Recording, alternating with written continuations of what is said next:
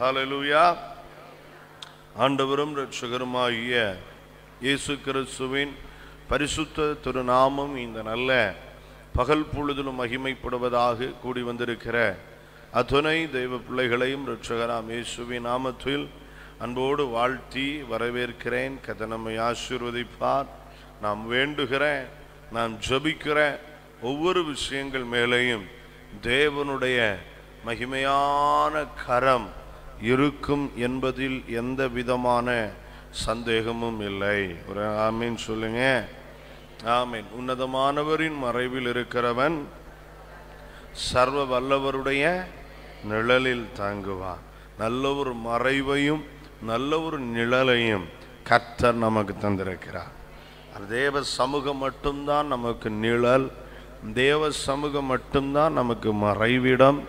அது மாறாத நிழல், மாறாத மறைவிடம், நித்திய காலமாக இருக்கிற மறைவிடம். ஹல்லேலூயா. நிச்சயமாகவே கர்த்தர் நம்மை நடத்துவாராக.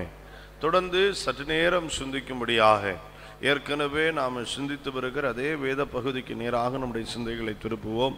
எரேமியாவின் தீர்க்கதரிசன புஸ்தகத்தில் ஆமேன் அதனுடைய 4வது அதிகாரம் 1வது வசனத்தில் ஆமேன் தேவன் தன்னுடைய மன ஏக்கத்தை ஜனங்களுக்கு வெளிப்படுத்துகிறதை பார்க்க முடிகிறது. அங்கே இப்படி சொல்லுகிறார், இஸ்ரவேலே, நீ திரும்புகிறதற்கு மனதாயிருந்தால் என்னிடத்தில் திரும்பு என்று கர்த்தர் சொல்லுகிறார். நீ உன் அருவருப்புகளை என் பார்வையினின்று அகற்றிவிட்டால் இனி அலைந்து திரிவதில்லை என்றார். நம் தேவனுடைய வார்த்தைகள் மாறாதவைகள். ஆமென். நாம் அலைந்து திரிகிறதை கர்த்தர் விரும்பவில்லை. எத்தனை பேர் ஒத்துக்கொள்றீங்க? அலைச்சல்களை எண்ணுகிற கர்த்தர் நாம் அலைவதை விரும்பவில்லை. ஆமென். அதுதான் அந்த வார்த்தையில் சொல்றார். அப்பா, நீ என்னிடத்திற்கு திரும்பு, ஆமென், அருவருப்புக்களை எல்லாம் என் பார்வையில் நின்று அகற்றிரு அப்படின்னா நீ என்ன செய்ய மாட்டேன்? அலைய மாட்டேன். அப்படின்னா உன் அலைச்சல்களை விரும்புகிற கர்த்தர் அல்ல, நீ அலைச்சல் இல்லாத ஒரு நபராக இருக்க வேண்டும் என்று கர்த்தர் எதிர்பார்க்கிறார். அப்போ இங்கே சொல்றார், நீ திரும்பணும், நீ சில விஷயங்களை அகற்றி விட வேண்டும். அப்படின்னா எதை அகற்றி விடணும், எதுலேருந்து திரும்பணும்னு கர்த்தர் எதிர்பார்த்தார் அப்படின்னா 2வது அதிகாரத்திலிருந்தே கர்த்தர் நமக்கு சொல்லி தந்தார். ஒன்று, நாம் மாயையை பின்பற்றுகிறதாக கர்த்தர் நமக்கு கற்றுத்தந்தார். ஆமென். மாயையை பின்பற்றுகிற நாம் ஆமென் மெய்யான கர்த்தரிடத்திற்கு திரும்ப வேண்டும் என்பதை அவர் எதிர்பார்த்தார். 2, வீணானவைகளை பின்பற்றினார்கள், பிரயோஜனம் இல்லாததை பின்பற்றினாங்களா. அப்போ அதிலிருந்து திரும்பி நாம் ஒழுங்கா கர்த்தரிடத்தில் வர வேண்டும். மாயையை நம்மை விட்டு அகற்ற வேண்டும், வீணானவைகளை நம்மை விட்டு அகற்ற வேண்டும். 3வதாக கடைசியாய் போன வெள்ளிக்கிழமை நம்ம பார்த்தோம், ஆமென், ஜீவ தண்ணீர் ஊற்றாகிய என்னை விட்டுவிட்டார்கள். ஆமென். தண்ணீர் நிற்காத வெடிப்புள்ள தொட்டிகளை தங்களுக்கு வெட்டி கொண்டார்கள். ஆமென். பிரயாசப்பட்டாங்க. அப்போ ஜீவ தண்ணீர் ஊற்ற விட்டாங்க அப்படின்னா ஆண்டவர் என்ன சொல்றார்? என்ன விட்டார்கள்? ஆனா அவங்களுக்குன்னு தண்ணி நிற்காத வெடிப்புள்ள தொட்டிகளை வெட்டி கொண்டார்கள் அவர்கள். ஆமென். அப்போ ஆண்டவர் 3வது நமக்கு கற்றுத்தந்திருக்கிற சத்தியம் என்னவென்றால், நாம் தேவனை தவிர்த்து எதையெல்லாம் நம்ம வாழ்க்கைக்காக ஆமீன் பிரயாசப்பட்டு வெட்டி கொண்டோமோ, அது பணமாக இருக்கலாம், பதவியாக இருக்கலாம், அந்தஸ்தாக இருக்கலாம், ஆமீன் திறமையாக இருக்கலாம், தாளந்தாக இருக்கலாம், அனுபவமாக இருக்கலாம், இன்னும் மனித பலமாக இருக்கலாம், எதுவாக இருக்கட்டும், தேவனை தவிர்த்துள்ள அத்துணையுமே தண்ணீர் நிற்காத வெடிப்புள்ள தொட்டிகளே. கரங்களை உயர்த்தி கர்த்தரை ஸ்தோத்திரம் பண்ணுங்க. அப்போ ஆமேன், அப்படி அதை குறித்து கர்த்தர் பேசினார். அப்போ தண்ணீர் நிற்காத வெடிப்புள்ள தொட்டிகளை நம்மை விட்டு என்ன செய்யணும்? அகற்றணும். எத்தனை பேர் ஆமேன் சொல்றீங்க? மாயையை அகற்ற வேண்டும், வீணானவைகளை அகற்ற வேண்டும். 3, வெடிப்புள்ள தொட்டிகளை நம்மை விட்டு அகற்ற வேண்டும். கர்த்தர் மகிமைப்படுவாராக. ஏன் வெடிப்புள்ள தொட்டிகளை நம்ம விட்டு அகற்ற வேண்டும் அப்படின்னா, கர்த்தரை நாம விட்டதுனால வர்ற பிரச்சனை என்ன அப்படின்னா, கொள்ளையிடுதல் சம்பவிக்கிறது, பாழாகுதல் சம்பவிக்கிறது, சுட்டரிக்கப்படுதல் சம்பவிக்கிறது, நொறுக்கப்படுதல் சம்பவிக்கிறது. இதெல்லாம் நம்மை விட்டு நீங்கணும் அப்படின்னா, நான் வெடிப்புள்ள தொட்டிகளை எனக்காக வெட்டி கொண்டதை அகற்றிவிட்டு ஜீவ தண்ணீர் ஊற்றாகிய கர்த்தரை நான் என்ன செய்யணும்? பிடித்து கொள்ளணும். எத்தனை பேர் கர்த்தர் மட்டும் போதுங்கிறீங்க? கர்த்தருக்கு ஸ்தோத்திரம் உண்டாவதாக.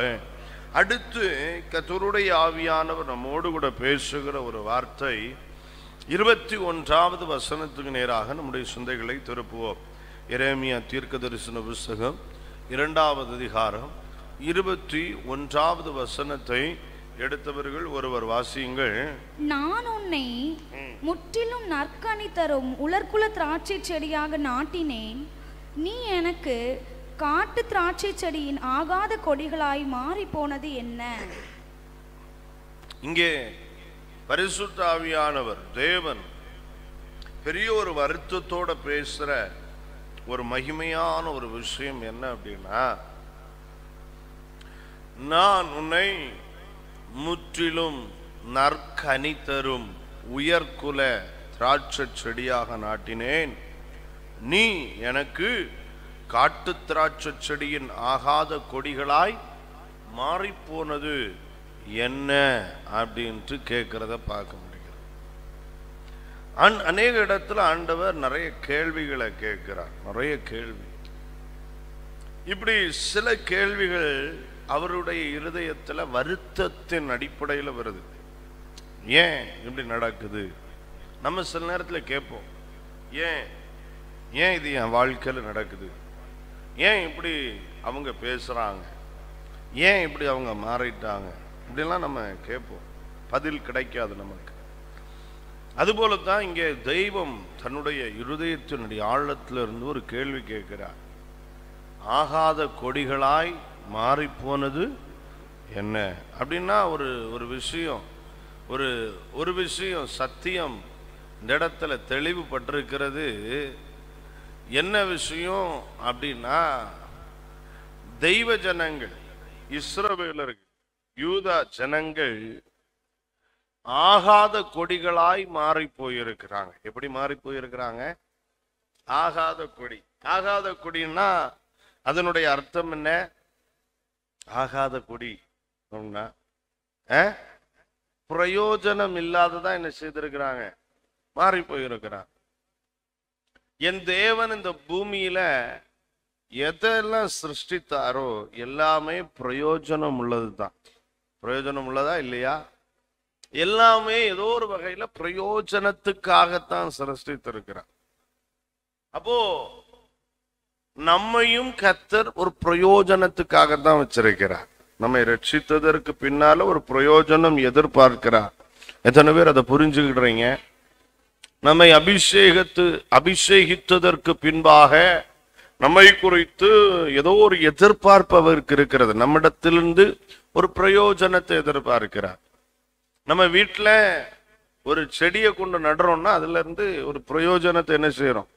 எதிர்பார்க்கும். ஒரு பூ, ஆமேன், என்னைக்கிட்டா பூக்கும் அப்படின்னு சிலர்லாம் டெய்லி காலில் எழுமணும்னா எங்க தான் போவாங்க?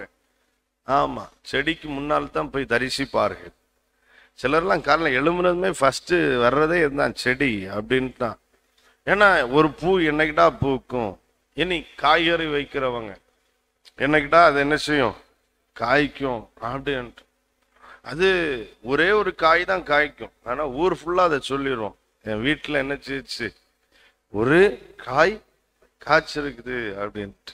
எவ்வளவு ஒரு பெரிய மகிழ்ச்சி தெரியுமா? அது சந்தோஷம். இப்போ நான் பட்ட ஒரு பிரயாசத்துக்கு ஒரு பிரதிபலன், ஒரு பிரயோஜனம் வந்திருக்குது. இதைத்தான் இங்க சொல்றார். இங்க ஆண்டவர் என்ன சொல்றார் பாருங்க. முதல்ல, நான் உன்னை முற்றிலும் நற்கனி தரும் உயர்குல திராட்சை செடியாக நாட்டினேன். முதல்ல கர்த்தர் சொல்ல விரும்புகிற ஒரு சத்தியம் நம்மை பார்த்து, நம்மை தேவன் நாட்டி இருக்கிறார். ஆமென். நம்மை யார் நாட்டி இருக்கிறா? தேவன். ஆமென். பக்கத்துல கை கொடுத்து சொல்லுங்க, என்ன நாட்டினது தேவாதி தேவன். ஆமென். வேற யாரும் இல்லை, கர்த்தர் தான் நம்மளை என்ன செய்திருக்கிறார்? நாட்டி இருக்கிறார்.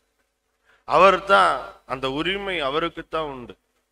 பலர் மூலம் நம்ம ரட்சிக்கப்பட்டிருக்கலாம், பலர் மூலம் இயேசுவை அறிந்திருக்கலாம், ஏதோ சூழ்நிலைமையில வந்திருக்கலாம். ஆனா நல்லா கவனிங்க, பவுல் வந்தாலும் சரி, பர்னபா வந்தாலும் சரி, பேதுரு வந்தாலும் சரி, யார் வந்திருந்தாலும் சரி, என்னை நாட்டினது கர்த்தரே. பிதா ஒருவனை இழுத்து கொள்ளாவிட்டால் ஒருவனும் என்னண்டை தானாய் வர முடியாது. அப்படின்னா இந்த வசனங்கள் எதை சொல்லி தருது? என்னை தேவன் இழுத்து கொண்டா, என்னை தேவன் தான் இந்த நல்ல சபையின் வாழ்க்கையில கொண்டு நாட்டி இருக்கிறார். ரட்சிப்புல நாட்டினவர் கர்த்தர் ஒருவரே. இந்த பரிசுத்த வாழ்க்கையில நம்ம கொண்டு நாட்டி இருக்கிறவர் கர்த்தர் தான். தேவனுடைய ராஜ்யத்துல கொண்டு நம்மை பிளான்ட் பண்ணினவர், நாட்டினவர் கர்த்தர். ஹல்லேலூயா. இப்போ கர்த்தர் தான் நம்மை நாட்டி இருக்கிறார். அந்த வசனம் சொல்லி தருது நமக்கு. இரண்டாவது, அந்த நாட்டினார் கர்த்தர் தான் நம்மை நாட்டினார். எப்படி நம்மை நாட்டி இருக்கிறார்? எப்படி நம்மை நாட்டி இருக்கிறார்? அதுக்கு ரெண்டு விஷயத்தை இங்கே சொல்லலாம். ஒன்று, என்னை நற்கனி தரும் திராட்சை செடியாக நாட்டினார். எப்படி நாட்டி இருக்கிறார்? சத்தமா சொல்லுங்களேன். நம்ம சொல்லும் போது இந்த வார்த்தை நமக்குள்ள விழுந்துரும். நற்கனி தரும் திராட்சை செடியாக நம்மை நாட்டி இருக்கிறார். நற்கனி தரும் அப்படின்னா அதுக்கு அர்த்தம் என்ன சொல்லலாம்? நல்ல கனிகளை தருகிற திராட்சை செடி, நல்ல கனி. ஆமென். மாமரம் நிக்கி, மாமரத்துல நல்ல கனி தர்றதும் உண்டு, கெட்ட கனி தர்ற மாமரமும் உண்டு. சில மாமரம் நல்லா காய்க்கும், நல்லா காய்க்கும், பழமும் டேஸ்டா இருக்கும். ஆனா உள்ள ஃபுல்லா புழுக்களாய் நிறைஞ்சிருக்கும். எப்படி இருக்கும்? புழுக்களா. நம்ம எல்லாம் சில நேரம் அது பாட்டுக்கு ஒன்றும் பார்க்காம கட்டி சின்னத்துட்டு செய்திருவோம். ஆமா, அது ஒரு நான்வெஜ் தானே, பிரச்சனை இல்லை. ஆமென், ஆமென். சிலர் நான் பார்த்துருக்கிறேன், சிலர் சாப்பிட்டுட்டு அப்படியே ரசிச்சு சாப்பிடுவாங்க. ஆனா அதுக்குள்ள என்ன இருக்கும்? ஆமா, பார்த்துருக்கும். ஆமா, நமக்கு தெரியாது. நம்ம சாப்பிடுற நிறைய கனி வர்க்கங்கள் அப்படிப்பட்டது. அது ரொம்ப பிரச்சனை ஒன்றும் இல்லை. ஆமே. இன்னும் சொல்ல போனா சில மருத்துவர்கள்லாம் காய்களை பறித்து சாப்பிடும்போது எப்படி சாப்பிடுவாங்கன்னா, எந்த காயில ஆமேன் புழுக்கள் ஆமேன் தாக்கி இருக்குதோ அந்த பழத்தை தான் பறிச்சு அவங்க என்ன செய்வாங்க? சாப்பிடுவாங்க. ஏன் அப்படின்னா அதுதான் ஆரோக்கியமானதா என்ன செய்யுமா இருக்குமா. ரொம்ப மருந்துகள் விஷங்கள் எதுவுமே இல்லாத ஒன்னாத்தான் இருக்கும். ஆனா நம்ம எதை சாப்பிடுவோம்? எது சுத்தமா ஒரு புழு பூச்சி கூட இல்லாதது தான். அதுக்கு அர்த்தம் என்ன தெரியுமா? அது புழுக்கு கூட அது என்னது வேண்டாம், அது ஒரு புழு கூட அதுல பிழைக்காது. அப்ப நம்ம எப்படி பிழைச்சிருப்போம் அதை சாப்பிட்டா? அப்படித்தான் நம்ம பார்க்கிறோம். எப்படித்தான் கத்திரிக்காயெல்லாம் ஆமேன் எடுக்கும்போது கொஞ்சமாவது புழு இருக்கிறத பார்த்து தான் என்ன செய்யணும்? எடுக்கணும். புழுவே இல்லைன்னா விஷத்துல வளர்ந்ததுன்னு அர்த்தம். அது விஷத்துல முக்கி வச்சிருக்கிறான்னு அர்த்தம். ஆமீன். டெய்லி காலையில விஷத்தை தெளிச்சு தெளிச்சு அது என்ன செய்திருக்கு? வளர்த்திருக்குன்னு அர்த்தம். சரி, போகட்டும். இப்போ நற்குல, அதாவது நற்கனி தரும் திராட்சை செடி நம்மை நல்ல கனி. ஆமே. ஆண்டவர் நம்மை கெட்ட கனி உள்ளவர்களாய் படைக்கவில்லை, நற்கனி தரும் திராட்சை செடியாய் நாட்டியிருக்கிறார். ஹல்லேலூயா. பக்கத்துல கை கொடுத்து சொல்லுங்க, உங்ககிட்ட கர்த்தர் நற்கனியை எதிர்பார்க்கிறார். ஏன்னு தெரியுமா? உங்களை நற்கனி தரும் திராட்சை செடியாய் நாட்டினவர் அவர். ஹல்லேலூயா. பாருங்க, நீங்க ஆமென் ஒரு நர்சரிக்கு போறீங்க, அங்க போய் பார்த்து பார்த்து வாங்குறீங்க. ஆமென். நல்ல ஆமென் இப்போ வெங்கனப்பள்ளி மாம்பழம், ஆமென், அப்படின்னு கேட்டு வாங்குறீங்க. அந்த மரம் இருக்கா, அந்த பிளான்ட் இருக்கா அப்படின்ட்டு. ஆமா இருக்கு அப்படின்வாங்க. அப்போ வாங்கிட்டு வீட்டுல வந்துருவீங்க. எத்தனை வருஷத்துல இது காய்க்கும் எல்லாம் கேட்டுருவோம். இதுக்கு என்ன செய்யணும் எல்லாம். அப்போ நம்ம எதிர்பார்க்கிறோம் அது ஒரு நல்ல மாம்பழம். ஆமென். நம்ம சாப்பிட்டதுல நம்ம அந்த நாக்குக்குள்ள நம்ம மனசுக்கு அந்த டேஸ்ட் மறக்கல. அதனால தான் அந்த பேரை சொல்லி கேட்கிறோம். அப்போ அதை பிளான் பண்ணிடுறோம். கொண்டு வந்து நம்ம தோட்டத்திலேயோ வீட்டிலேயோ எங்கேயோ பிளான் பண்ணிடுறோம். அது ஆமென் கனி தரும், காய்க்கும்.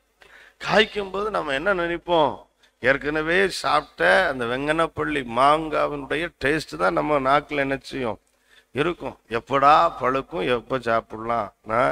நிறைய பேர் பேசிக்கிறாங்க வெங்கனப்பள்ளின்னா என்ன அப்படின்னு, இல்லையா?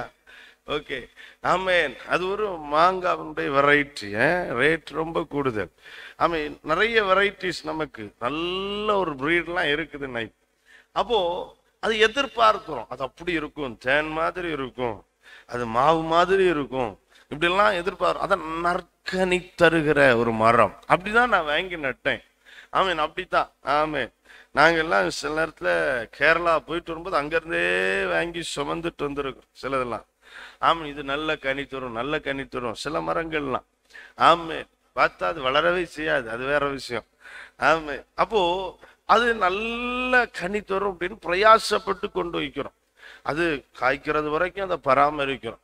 காய்ச்ச பிறகும் பராமரிக்கிறோம். பழுத்து எப்படா சாப்பிடலாம் அப்படின்னு நற்கனி தருகிற அந்த டேஸ்டுக்காக. அப்போ நல்ல கனி எனக்கு வேணும். அது போலத்தான் நம்மை ரட்சித்த தெய்வம், படைத்த தெய்வம் நம்மை எப்படி அவர் நாட்டி இருக்கிறார் அப்படின்னா, இன்னைக்கு நம்ம சபையில நாட்டப்பட்டு இருக்கலாம், தெய்வ ராஜ்யத்துல நாட்டப்பட்டு இருக்கலாம். எப்படி நம்மை நாட்டி இருக்கிறார் அப்படின்னா, நல்ல கனியை கொடுக்கிற திராட்சை செடியாய் நாட்டி இருக்கிறார். அல்லேலூயா. நல்ல கனி. ஆமே நல்ல கனி. இப்போ அந்த நல்ல கனி நம்மிடத்திலிருந்து வெளிப்பட வேண்டும். ஸ்தோத்திரம். அதனால்தான் ஆமே நல்ல கனி கொடுக்கல அப்படின்னா வேதம் என்ன சொல்லுது அப்படின்னா, நல்ல கனிகளை கொடுக்காத மரத்தை என்ன செய்வாங்க, வெட்டுவாங்க. கனி கொடுக்காட்டா இல்ல, நல்ல கனி கொடுக்காட்டாலே அந்த மரம் என்ன செய்யப்படும், வெட்டப்படும். ஏன்னா அதை நாட்டினவர் அவர் கெட்ட கனியை கொடுக்கிற மரமாய் நாட்டவில்லை, நல்ல கனியை கொடுக்கிற மரமாய் நாட்டியிருக்கிறார். ஆமென். நானும் நீங்களும் அப்போ நாட்டினவருக்கு என்ன கனிகளை கொடுக்கணும், நல்ல கனிகளை கொடுக்கணும். நல்ல கனிகளை கொடுக்கணும், நல்ல கனிகள் உண்டாகணும். கர்த்தருக்கு ஸ்தோத்திரம். நம்முடைய வாழ்க்கையிலிருந்து நல்ல கனிகள் வெளிப்படணும், நல்ல கனிகள் ப்ரொடியூஸ் பண்ணணும். ஆமீன். கலாத்தியர் 5வது அதிகாரத்துல ஆவியின் கனியை குறித்து சொல்லப்பட்டிருக்கிறது. இன்னும் வேதத்துல நீதியின் கனிகளை குறித்து சொல்லப்பட்டிருக்கிறது. இந்த கனிகளை எல்லாம் நம்மிடத்திலிருந்து நாம் வெளிப்படுத்த வேண்டும். ஆமென். இந்த கனிகள் எல்லாம் நம்மிடத்திலிருந்து வெளிப்படணும். அந்த கனிகள் ஆமென் அன்பு என்கிற கனி நம்மிடத்திலிருந்து வெளிப்படணும். அன்பு எப்படிப்பட்டது? சகலத்தையும் தாங்கும், சகலத்தையும் சகிக்கும். ஆமீன். அன்பு திரளான பாவங்களை மூடும். ஆமீன். இப்படிலாம் சொல்லப்பட்டிருக்குதே. அந்த அன்புங்கிற கனி நம்மிடத்திலிருந்து வெளிப்பட்டு கொண்டே இருக்கணும். அன்பால மன்னிக்க முடியும், அன்பால விட்டு கொடுக்க முடியும், அன்பால ஆமீன் சகிக்க முடியும். அன்பு இருமாப்பு கொள்ளாது. ஆமீன். அந்த மனம், அன்பு இருக்கிற மனம் இருமாப்பா இருக்காது, கல்லு மாதிரி இருக்காது. அது ஆமீன் சதையான இருதயமா இருக்கும். கர்த்தருக்கு ஸ்தோத்திரம் உண்டாவதாக. அன்பு நிறைந்த உள்ளம் அது தேவன் வாசம் பண்ணுகிற உள்ளம். ஆமீன். அந்த அன்பு ஆமீன். அதனால்தான் வேதம் சொல்றது, அன்பு எப்படி நமக்குள்ள ஊற்றப்பட்டிருக்குது. ரோமர் 5:5 சொல்லப்பட்டிருக்கிறது, பரிசுத்த ஆவியினாலே இந்த அன்பு நமக்குள்ள என்ன செய்யப்பட்டிருக்கிறது, ஊற்றப்பட்டிருக்கிறது அப்படின்னு பரிசுத்த வேதம் நமக்கு கற்றுத்தருகிறது. அவன் நமக்குள்ள இந்த அன்பையும் ஊற்றி இருக்கிறார், எல்லாத்தையும் ஊற்றுறார். எதுக்கு? நான் நல்ல கனியை கொடுக்கணும், நல்ல கனியை கொடுக்கணும். நாம ஒருவேளை சொல்லுவோம், நான் வாழ்கிற என் சூழ்நிலைமை சரியில்லை, அதனால்தான் நான் இப்படி பேசுறேன், அதனால்தான் நான் இப்படியெல்லாம் நடந்துக்கிறேன் அப்படின்னு. இல்லை, உன்னை நாட்டினவர் அப்படி உன்னை நாட்டவில்லை. உன்னை நாட்டினவர் நல்ல கனிகளை கொடுக்கிற திராட்சை செடியாத்தான் உன்னை என்ன செய்திருக்கிறார், நாட்டி இருக்கிறார். அப்ப நாட்டினவருக்கு ஒரு எதிர்பார்ப்பு உண்டு, நீ நல்ல கனியை கொடுக்க வேண்டும் என்று. கரங்களை உயர்த்தி கர்த்தரை ஸ்தோத்திரம் பண்ணுங்க. என்னுடைய உங்களுடைய வாழ்க்கையிலிருந்து வெளிப்பட வேண்டிய சகல கனிகளும் நல்ல கனிகளா இருப்பதாக. ஆமேன், ஸ்தோத்திரம். ஒரு முறை ஆமேன் கும்பநாட்டில் நான் மெஸ் மேனேஜரா இருந்தேன் பைபிள் காலேஜில். அப்போ ஆமேன் 300 பேர்கிட்ட சமைக்கணும் ஒவ்வொரு நேரத்திலும். அதில் உள்ள பொறுப்பாளரா இருந்தேன். எல்லாத்தையும் கவனிக்கிறது, பர்ச்சேஸ் பண்றது, இதெல்லாம் நான் தான். அப்போ அனுதினமும் காலையில் 3 மணி 1 மணி இந்த டைம்க்கெல்லாம் எழும்பி போய் ஆமேன் ஃபிஷ் மார்க்கெட், மீன் மார்க்கெட்டுக்கு போனோம், காய்கறி எடுக்கணும், மிஷின் மாதிரியே ஓடிக்கிட்டே இருப்போம் அப்படியே. அப்போ ஒரு நாள் திடீர்னு என்ன நடந்துச்சு, ஆமேன் புடவலங்கா இருக்கு பாருங்க, அந்த புடவலங்கா ஒரு பெரிய சாக்கு ஃபுல்லா பர்ச்சேஸ் பண்ணிட்டு வந்துட்டோம். வாரத்தில் அந்த டைம் வந்து புடவலங்கா ரொம்ப சீப்பான விலை. இப்போ வாரத்துல ஒரு நாள் பிளான் பண்ணோம். ஆமே, நான் தான் மெனு போடுவேன் ஒவ்வொரு வாரத்துல. அப்போ ஒரு நாள் பிளான் பண்ணேன், இந்த வாரம் இந்த நாள் இந்த நேரத்துல நாம இந்த புடவலங்கா பொரியல் என்ன செய்யணும், போடணும் அப்படின்ட்டு. நல்ல காய், ஃப்ரெஷ்ஷான காய்கறி தான் வாங்குறது. அப்போ காய்கறி எங்களுக்கு எங்க இருந்து வரும் அப்படின்னா கோயம்புத்தூர்ல இருந்து தான் டிராவல் பண்ணி வரோம். அப்போ லாரியில வரும்போதே நாங்க வழியில ஒரு இடத்துல போய் அந்த லாரி ஓனருடைய இடத்துக்கு வந்துடும். அங்கிருந்து நாங்க அவங்க கிட்ட ரூபா செலுத்தி எடுத்துட்டு வருவோம். ஆர்டர் பண்ணியிருப்போம், முன்னாடி எடுத்துட்டு வந்துட்டோம். வந்து அதிகாலை 5 மணிக்கு அன்னைக்கு பிள்ளைகளுக்கு டியூட்டி. பிள்ளைகளுக்கு அதுக்கெல்லாம் தூங்கி தூங்கி தான் வரும், சும்மா டியூட்டிங்கிற பேர், பாதி நாங்க தான் விட்டோம். அதாவது ஒரு 15 பிள்ளைகள் வரும். பிள்ளைகள் வந்து அவங்களுக்கு கத்தி எல்லாத்தையும் கொடுத்துருப்போம். அது வேற எல்லா உரைகள் எல்லாம் கேட்பாங்க, எல்லாத்தையும் கொடுப்போம். கொடுத்தாலும் வெட்டுறது கொஞ்சமா வெட்டி வச்சுட்டு போவாங்க, 15 பேர் சேர்ந்து. ஆமே, இப்போ அவங்கள்ட்ட கொடுத்தாச்சு வெட்டு. அப்போ மீதியை நாங்க கொஞ்சம் பேர் சேர்ந்து வெட்டிட்டோம், ஸ்பீடா வெட்டிட்டோம். அவங்க போன பிறகு ஒரு 15 மினிட்ல மொத்தத்துல நாங்க முடிச்சிருவோம், அவ்வளவுதான் வேலை உண்டு.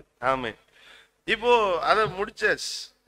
முடிச்சிட்டு சும்மா என் கையை எப்படி நாக்கில வச்சோன்னே கசப்புன்னா தாங்க முடியாது, அவ்வளவு கசப்பு, அவ்வளவு கசப்பு. என்னடா, அப்போ பாவக்காய் இருந்துச்சு பக்கத்துல, அதை எடுத்து கடிச்சு பார்த்தேன், அது அவ்வளவு கசக்கல. ஆனா இந்த புடவலங்காய் எல்லாத்தையும் ஒவ்வொன்னா எடுத்து பார்க்குறேன், கசப்புன்னா அவ்வளவு கசப்பா இருக்குது. பாருங்க, நம்ம என்ன எக்ஸ்பெக்டேஷன்ல இருப்போம். புடவலங்காய் அது கொஞ்சம் இனிப்பு தன்மை உள்ளது, நீர் சத்து நிறைய இருக்கும்ல, நார்ச்சத்தும் இருக்கும், எல்லாம் இருக்கும், அழகா இருக்கும் அப்படின்ட்டு தான் நம்ம நினைப்போம். பெரிய அதிர்ச்சியை உண்டு பண்ணுச்சு. சரி சமைச்சா போயிரும் அப்படின்ட்டு சமைச்சோம். நல்லா என்னெல்லாம் சேர்க்கணுமோ அதெல்லாம் நிறையவே சேர்த்து சமைச்சாச்சு. சமைச்சுக்கிட்டு சமையல்காரர் கொண்டு டேஸ்ட்டுக்கு தர வாயில வச்சு பார்த்தா அவ்வளோ கசப்பு.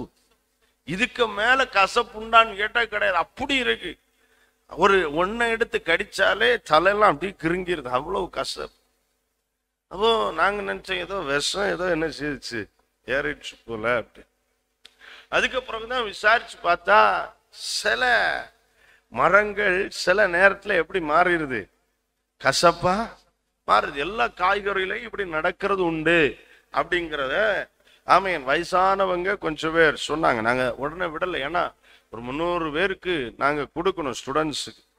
இப்போ அதை விசாரிக்காம கொடுக்க முடியாது, ஏதாவது நானா பெரிய பிரச்சனை சொன்னாங்க. அது உடம்புக்கு பிரச்சனை இல்லை, சாப்பிடட்டும், ஒன்றும் இல்லை, அது ரொம்ப ஆரோக்கியம் தான் அப்படின்னாங்க. சரி, இப்ப நான் என்ன சொல்றேன் பாருங்க, சில நேரத்துல அதை பிளான் பண்றவர் எப்படித்தான் பிளான் பண்ற, எப்படிப்பட்ட பழத்தை தரணும், அது நல்ல கனி நல்ல பழத்தை தரணும்.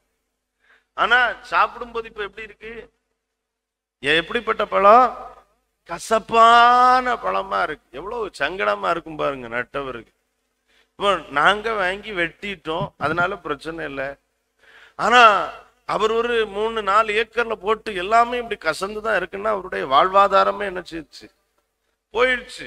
யாரும் ஒரு நாள் தான் பர்ச்சேஸ் பண்ணுவாங்க, அடுத்த நாள்ல இருந்து யாருமே என்ன செய்ய மாட்டாங்க, வாங்க மாட்டாங்க.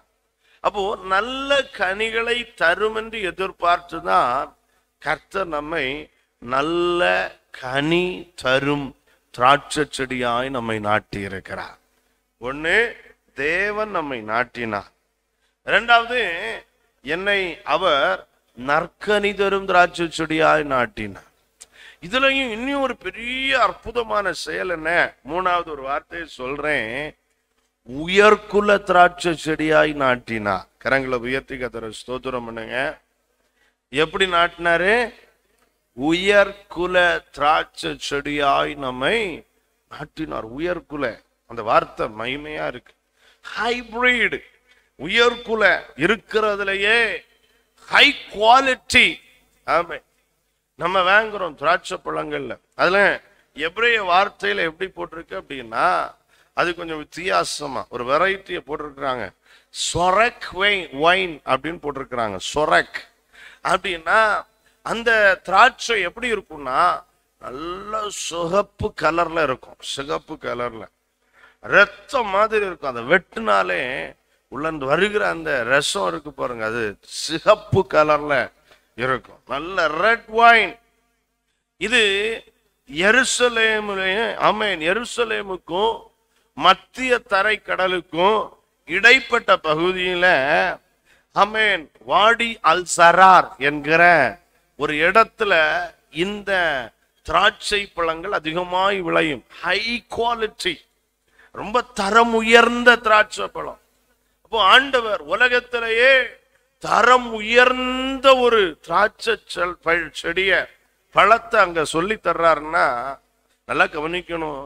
என்னையும் உங்களையும் எப்படி கர்த்தர் நாட்டி இருக்கிறார் அப்படின்னா, உலகத்துல இருக்கிறதுலயே நல்ல தரமுள்ள ஒரு செடியாய் நம்மை நாட்டி இருக்கிறார். கர்த்தருக்கு ஸ்தோத்திரம் பண்ணுங்க. உலகம் உங்களை ஆகாதவங்களா பார்க்கலாம். ஆமே, உங்களுடைய உறவினர்கள் உங்களை ஆகாதவர்களாக பார்க்கலாம். ஆனால் கர்த்தர் சொல்லுகிறார், நான் தான் உன்னை நாட்டினேன். எப்படி நாட்டி இருக்கிறேன்? நல்ல கனி தருகிற திராட்சை செடியா நாட்டி இருக்கிறேன். ரெண்டு, உயர்குல திராட்சை செடியாய், ஹை குவாலிட்டி, நல்ல தரம் உயர்ந்த திராட்சை செடியாய் உன்னை நாட்டி இருக்கிறேன். கர்த்தருக்கு ஸ்தோத்திரம். அப்போ ஆண்டவர் நம்மகிட்ட ரெண்டு விஷயத்தை எதிர்பார்ப்பார். நல்ல கனிகளையும் எதிர்பார்ப்பார், நல்ல தரத்தையும் எதிர்பார்ப்பார். எத்தனை பேருக்கு இந்த வார்த்தை புரியுது? நம்ம வாழ்க்கை எப்படி இருக்கும்னா, ஹை ஸ்டாண்டர்டா இருக்கணும். ஆமென். நல்ல தரமுள்ள வாழ்க்கை வாழணும். ஆமென். நல்ல தரமுள்ள, பாருங்க, அரிசி வாங்கினா கூட நம்ம தரம் கூடதை தான் என்ன செய்யறோம்? ஆக்குறோம். ஆமென். கல் குருணை ஒன்றும் இல்லாத தரம் வாய்ந்த அரிசி அப்படின்னு போட்டிருந்தா தான் என்ன செய்யறோம்? அப்படின்னா தான் நமக்கு வேலை குறவு இல்லை. இல்லாட்டா முன்னாடி மாதிரி என்ன செய்யிட்டே இருக்கணும்? ஆமென், புடைச்சிக்கிட்டே இருக்கணும். இன்னைக்கெல்லாம் எவ்வளவு சுகமான வாழ்க்கை. ஒரு லேலுயா சொல்லுங்க பார்க்கலாம். அதெல்லாம் மொத்தத்துல மிஷினை முடிச்சு நம்ம கையில தந்துச்சு. மிஷின் முடிச்சு தந்துச்சா, பெயிண்ட் அடிச்சு தந்துச்சான்னு தெரியல. ஆமென், எப்படியோ நடக்குது, அவ்வளவு போதும். அப்போ அந்த தரம் வாய்ந்த அப்படின்னாலே நமக்கெல்லாம் எவ்வளவு சந்தோஷமா இருக்கு. இப்ப நம்ம கிறிஸ்தவ வாழ்க்கையில நம்முடைய ஒவ்வொரு தனிப்பட்ட நபரும் புரியணும், நாம தரம் உள்ளவங்களா இருக்கணும். எப்படி உள்ளவங்களா இருக்கணும்? தரம் உள்ள கிறிஸ்தவ வாழ்க்கை, தரமுள்ள வாழ்க்கை வாழணும். குடும்ப வாழ்க்கையில நல்ல தரமுள்ள குடும்ப வாழ்க்கையா இருக்கணும். ஆமே, நல்ல தரமுள்ள பிள்ளைகள், தரமுள்ளவங்களா இருக்கணும். யாரும் நம்மை குறித்து ஒரு குறை சொல்றதுக்கு நம்ம வாழ்க்கையில இருக்கக்கூடாது. அவங்க நம்மளை பார்த்து முகம் சுளிக்கிறதுக்கு நம்ம வாழ்க்கையில எதுவும் இருக்கக்கூடாது. நம்மளை வேண்டாம் என்று சொல்லுகிறதுக்கு எதுவுமே இருக்கக்கூடாது. ஆமீன். கர்த்தருக்கு ஸ்தோத்திரம். நம்ம தான் அடுத்தவங்களை வேண்டான்னு சொல்லட்டுமே தவிர நம்மளை வேண்டான்னு யாரும் என்ன செய்யக்கூடாது. அந்த தரமுள்ள வாழ்க்கை நமக்குள்ள வேணும். ஏன்னா கர்த்தர் அப்படித்தான் நம்மளை நாட்டி இருக்கிறார். கர்த்தருக்கு ஸ்தோத்திரம். இந்த வார்த்தை எனக்கு ரொம்ப பிடிச்சிருந்துச்சு. உயர்குல திராட்சை செடியா, உயர்குல. ஆமென். தேடி தேடி வாங்குவோம், பர்ச்சேஸ் பண்ணும் போதெல்லாம் தேடி தேடி எது நல்ல தரம் உள்ளது, நல்ல உயர் குலம் அப்படின்னு. ஆப்பிள் வாங்கினா கூட சிலர்லாம் பார்த்து பார்த்து இது எவ்வளவு, அது எவ்வளவு, இது எவ்வளவு. அவன் ஆமேன் 5-6 வெரைட்டி என்ன செய்திருக்கிறான், வச்சிருப்பான். ஆமேன். 5 ஒன்னான்னு தெரியாது. அவன் மாத்தி கலர் அடிச்சு வச்சிருக்கிறானான்னு தெரியாது. ஆனா நம்ம கேட்கும்போது, சார் இது ஹை குவாலிட்டி சார், இது காஷ்மீர்ல இருந்து வந்துச்சு, இது ஈரான்ல இருந்து வந்துச்சு. ஆமாம், பார்ப்போம். காஷ்மீரை விட ஈரான் தூரம் கூடுதல், அதுதான் எப்படி இருக்கும், நல்லா இருக்கும். இப்படியெல்லாம் யோசிப்போம். இன்னைக்கெல்லாம் தாய்லாந்து கொய்யா, ஆமாம், இதெல்லாம் ஃபேமஸ். தாய்லாந்து கொய்யா அவர் பார்சல் பண்ணி, அதுவும் ஒரு பழம் 1 கிலோவுக்கு இருக்கும். அது பார்த்த உடனே எப்படி இருக்கும், இது வேற ராமே தரத்துல இருக்கு போல அப்படின்னு ஆசையா என்ன செய்துடுறோம், வாங்கிடுறோம். பார்த்தீங்களா? அப்படி ஆண்டவர் நம்மை நல்ல உயர் குல திராட்சை செடியாய் நம்மை நாட்டி இருக்கிறார். ஆமென். நம்முடைய பேச்ச பிறர் அருவருக்கக்கூடிய அளவுல இருக்கக்கூடாது. அது ஒரு கனி. அந்த பேச்சுங்கிற கனி விரும்பத்தக்க கனியா இருக்கணும். ஆமென். நம்முடைய சுபாவம் அதெல்லாம் ஒரு கனி. அந்த கனி விரும்பத்தக்கதாகத்தான் இருக்கணும். ஸ்தோத்திரம். அப்போ உயர்குல திராட்சை செடியாய் நம்மை நாட்டினார். இது நம்முடைய இருதயத்துக்குள்ள என்றைக்குமே பதிக்கப்பட வேண்டிய ஒரு சத்தியம். தேவன் என்னை நாட்டினார், நல்ல கனி தருகிற திராட்சை செடியாய் நாட்டினார். 3, உயர்குல திராட்சை செடியாய் மாற்றினார். ஆமென். ஆமென். எனக்கு ஆமென் தரம் குறைஞ்ச அந்த திராட்சை பழங்கள் கூட இருக்கிறதற்கு எனக்கு விருப்பம் கிடையாது. ஏன்னா என்னை நாட்டினவர் உயர்குல திராட்சை செடியாய் நாட்டி இருக்கிறார். ஆமென். தெய்வ ஜனங்களை எப்பவுமே கர்த்தர் ரொம்ப உயர்ந்த இடத்துல தான் வச்சிருக்கிறார். நீதிமான் சிங்கத்தை போல, சிங்கம் யாரு, மிருகங்களுக்கு ராஜா, நல்ல ஹை ஸ்டாண்டர்ட்ல தான் நம்மளை வச்சிருக்கிறார். கற்றொருக்கு காற்றிருக்கிறவனோ கழுகுகளை போல. கழுகு யாரு, பறவைகளுக்கெல்லாம் தலைவன் யாரு, கழுகு. ஆமே, கழுகுகளை போல செட்டைகளை அடித்து பறந்து, அந்த கழுகு ரொம்ப உயரமா பறக்கும். அந்த கழுகு பறக்கிற வழியெல்லாம் யாரும் கண்டுபிடிக்கவே, எந்த வழியில போகும் வரும் யாருக்கும் தெரியாது. அதுக்கு கண்ணி வைக்கிறதுக்கு ஆளே கிடையாது. அப்படிப்பட்ட உயர் ரகம் அது. ஆமே, காக்காலாம் சும்மா எப்பவுமே பறந்துக்கிட்டு காக்கான்னு சத்தம் போட்டுக்கிட்டு, ஆமே, இவங்க கையில இருக்கிறதெல்லாம் என்ன செய்யிட்டே இருக்கும், பிடுங்கி தின்னுட்டு அது. ஆமே, கழுகு வந்துச்சுன்னா அதை கொத்தி வரட்டும். ஆமே, ஒண்ணு பார்க்கணும், அதை விட நம்ம அளவுல சின்ன ஆள் அப்படியாவது பார்க்கணும். அதெல்லாம் தெரியாது, அதை கொத்தி வரட்டும் சேர்ந்து. ஆனா ஒண்ணு தெரியுமா, இந்த கழுகு மேல எழும்பிக்கிட்டே இருக்கும் அது பாட்டுக்கு. ஆமேன், காக்காக்கு தெரியாது இது. ஆமேன், சிறவை போட்டு அடிச்சு அடிச்சு மேல எழும்போம். கழுக பார்த்துருக்கீங்களா, சிறகு அடிக்கவே செய்யாது. அது பாட்டுக்கு அப்படியே விரிச்சு வச்சிருக்கும், அது பாட்டுக்கு பறந்துகிட்டே இருக்கும். ஆனா அது உயர்ந்துகிட்டே இருக்கும், அப்படி பறந்து பறந்து.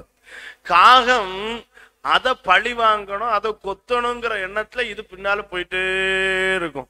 இதுக்கு தெரியாது நம்ம ஐயோ நம்ம இருந்த மரத்தை விட்டு 100 அடி மேல என்ன செய்யிட்டோம், வந்துட்டோம். இந்த நினைவெல்லாம் காக்காக்கு இல்லை. அதனால்தான் நம்மள காக்கா கூட ஒப்பிடல. ஒரு இல்லையோ சொல்லுங்க.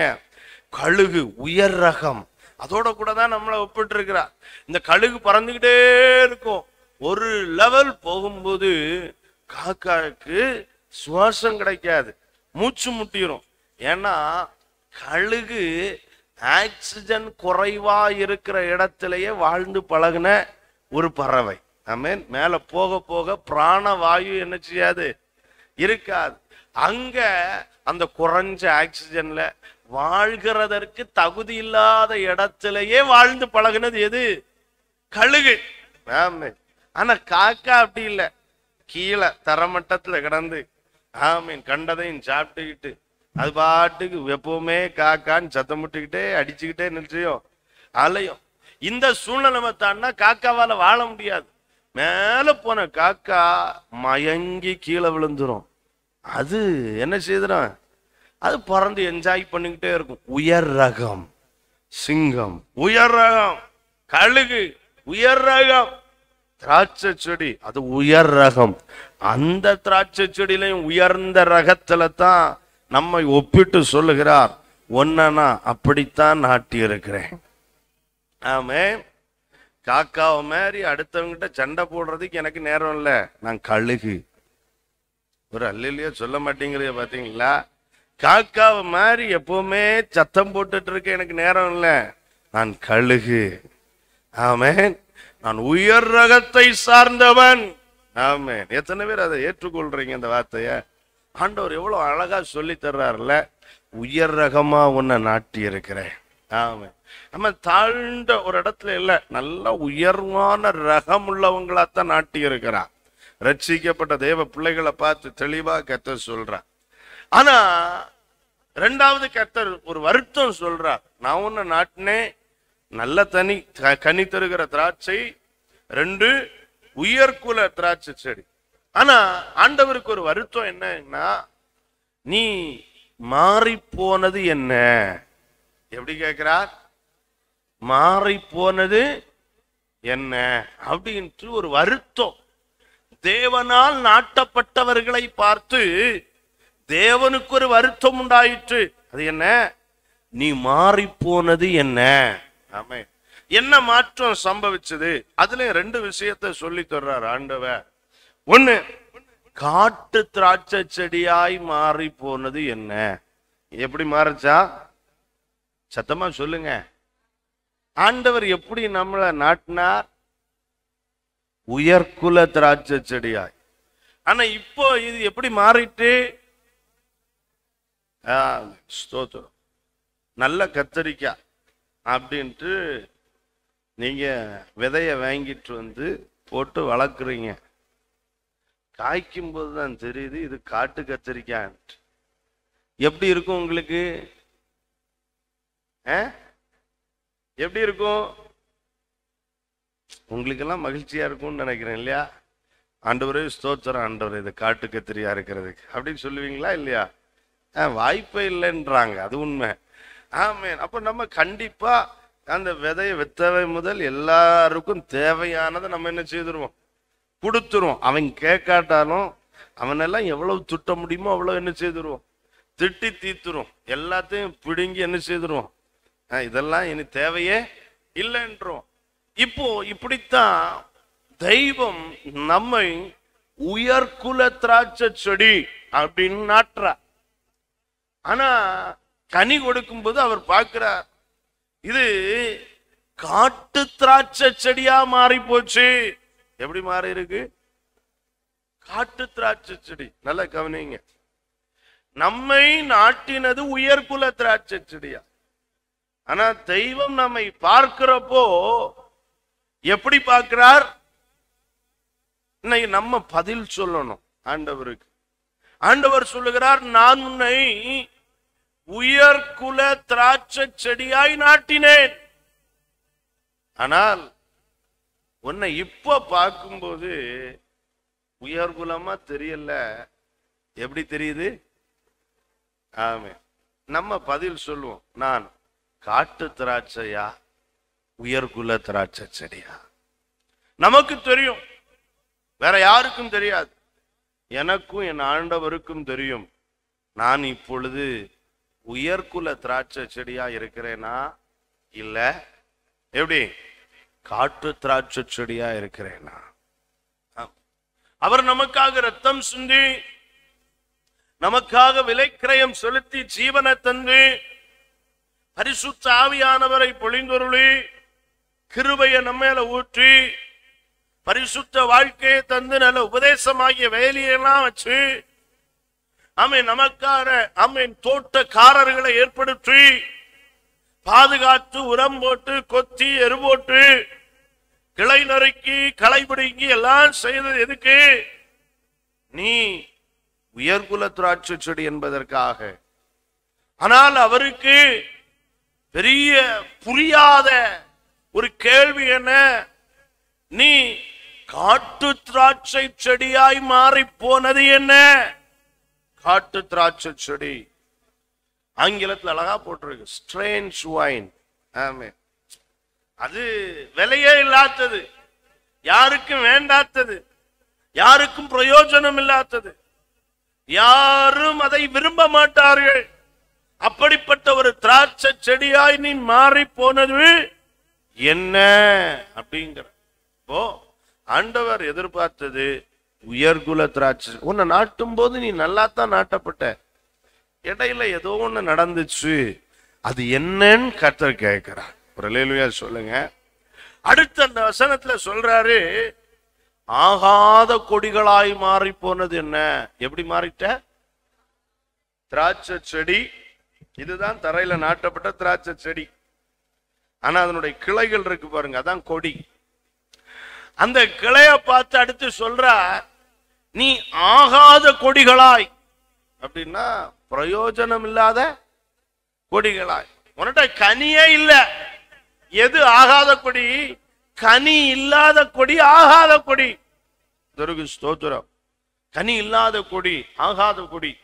பாருங்க, இதை குறித்து ரட்சிப்பின் வாழ்க்கையில கர்த்தர் என்ன சொல்லி இருக்கிறார்? ஆமா, இந்த ஆகாத கொடி என்கிற எபிரேய வார்த்தையினுடைய பொருள்களை பார்க்கிறப்போ அது என்ன சொல்லப்பட்டிருக்கிறது? அதாவது கெட்ட வாசனை தருகிற கொடி. எப்படி மாறிடுச்சு? கிட்ட போகும்போதே துர்நாற்றம். அப்படிப்பட்ட ஒரு ஆமென் ஒரு கிளையாக நீ மாறினது என்ன? தரம் கெட்ட, சிதைந்த, சீர்குலைந்த ஒரு கிளையாய் மாறி போனது என்ன அப்படின்னு கேட்கிறார். ஏன்னா அவர் அவ்வளவு பிரயாசப்பட்டு நம்மை நாட்டி இருக்கிறார். நீங்கள் ரோமாபுரியாருக்கு எழுதின நிருபத்தை எடுத்து வாசிப்பீங்களே ஆனால் 11வது அதிகாரத்துல பரிசுத்த ஆவியானவர் நமக்கு சொல்லி தருகிறார். பாருங்க, ஸ்தோத்திரம். இங்க நீங்கள் 11வது அதிகாரம் 17வது அதிகாரத்தை வாசிங்க, வசனத்தை வாசிங்க. சில கிளைகள் முறித்து போடப்பட்டிருக்க காட்டு ஒலிவ மரமாகிய நீ அவைகள் இருந்த இடத்தில் ஒட்ட வைக்கப்பட்டு ஒலிவ மரத்தின் வேருக்கும் சாரத்திற்கும் உடன் பங்காளியா இருந்தாயானால். ஒரு நிமிடம். ரோமர் 11:17 அங்க சொல்லப்பட்டிருக்குது, சில கிளைகள் முறித்து போடப்பட்டிருக்க காட்டு ஒலிவ மரமாகிய நீ அவைகள் இருந்த இடத்தில் ஒட்ட வைக்கப்பட்டு பட் பண்ணப்பட்டிருக்கிற. ஆமென். பட்டு ஒலிவ மரத்தின் வேருக்கும் சாரத்துக்கும் உடன் பங்காளியா இருந்தாயானால் நீ என்ன செய்யக்கூடாதான்? நீ அந்த கிளைகளுக்கு விரோதமாய் பெருமை பாராட்டாத. ஸ்தோத்திரம். நல்ல கவனிங்க. இந்த கிறிஸ்தவ வாழ்க்கை, இந்த ரட்சிப்பு, இந்த அபிஷேகம், நித்திய ஜீவனுக்கு போகிற வாழ்க்கை நமக்கு கிடைத்ததுனால இது பெருமை பாராட்டுகிறதற்குரிய வாழ்க்கை அல்ல. ஏன்னா நாமெல்லாம் ஆகாதவர்கள். யாரு ஆகாதவர்கள்? நாமெல்லாம் காட்டு ஒலிவ மரங்கள். ஆனா நம்மளை என்ன செய்திருக்கிறார்? வெட்டி நல்ல ஒலிவ மரமாகிய அவரில் நம்மை ஒட்ட வைத்திருக்கிறார். ஹல்லேலூயா. நம்மை ஒட்ட வைத்திருக்கிறார். அதனால நாம என்ன செய்யணும்? வேதம் சொல்லுது, நீ வேரை சுமக்காமல் வேர் உன்னை சுமக்கிறதென்று நினைத்துக்கொள். ஆமென். என்னை சுமக்கிறது வேர். ஆமென். கிறிஸ்துவாகிய வேர். ஆமென். கிறிஸ்துவாகிய வேர் என்னை சுமக்கிறது. ஸ்தோத்திரம். அதனால தாழ்மையா இருக்க கர்த்தர் நமக்கு உதவி செய்வாராக. ஆமென். கீழே நீங்க வாசித்த அழகா சொல்ற 19வது வசனத்துல, நான் ஒட்ட வைக்கப்படுவதற்கு அந்த கிளைகள் முறித்து போடப்பட்டது என்று சொல்லுகிறாயே. உண்மைதான். இஸ்ரவேலர் யூதர்கள் என்கிற அந்த நல்ல ஒலிவ மரத்தில் இருந்த கிளைகளை வெட்டிட்டு அந்த இடத்துல புறஜாதிகளா இருந்த, தேவனற்றவர்களா இருந்த, வாக்குத்தத்தம் இல்லாதவர்களா இருந்த, தேவ ஆராதனை இல்லாதவர்களா இருந்த, பலிகள் இல்லாதவர்களா இருந்த, பரிசுத்தம் இல்லாதவர்களா இருந்த, ஆமென், புறஜாதிகள், பாளையத்துக்கு புறம்பானவர்கள் என்று கருதப்பட்டிருந்த என்னையும் உங்களையும் ஆண்டவர் என்ன செய்திருக்கிறார்? அந்த இடத்துல ஒட்ட வைத்திருக்கிறார். ஆமென். அதான் சொன்னார், நான் உன்னை ஹை பிரீடா தானே பிளான் பண்ணேன், உன்னை உயர்குல திராட்சை செடியா தானே உன்னை நட்டு இருக்கிறேன். நீ நடப்பட்ட இடமும் அவ்வளவு உயர்ந்தது. நல்ல கனி தருகிற உயர்குல திராட்சை செடி, நல்ல ஒலிவ மரத்துல உன்னை ஒட்ட வச்சேன். அப்போ கீழே சொல்லுகிறார் 20வது வசனத்துல நல்லது அவ்விசுவாசத்தினாலே அவைகள் முறித்து போடப்பட்டன.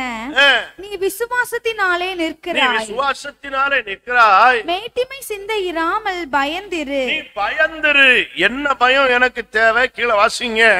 சுபாவ கிளைகளை, அதாவது இயற்கையா அந்த ஒலிவ மரத்துல வந்த கிளைகளை தேவன் தப்ப விட்டிருக்க, தேவன் தப்ப விடாதிருக்க, உன்னையும் தப்ப விட மாட்டார், உன்னையும் தப்ப விட மாட்டார் என்று எச்சரிக்கையாயிரு.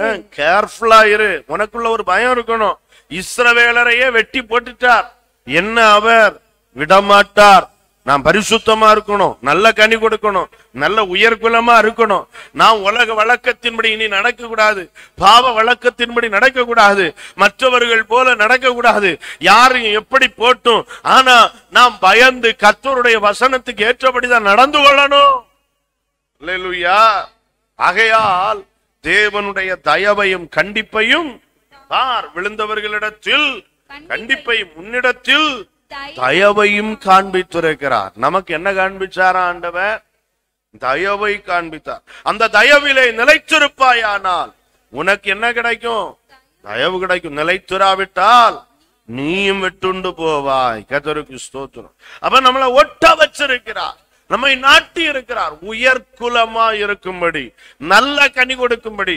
எத்தனை பேர் சொல்றீங்க நல்ல கனி கொடுக்கிற உயர்குலமாய் வாழ எனக்கு கிருபை தருவாராக. ஆமென். ஸ்தோத்திரம். ஆனா கர்த்தருக்கு ஒரு பெரிய ஆமென் ஏக்கம். ஏசாயா தீர்க்கதரிசியின் புஸ்தகம் 5வது அதிகாரத்துல வாசிக்கிறப்போ 2வது வசனத்தை வாசிங்க. ஏசாயா 5:2.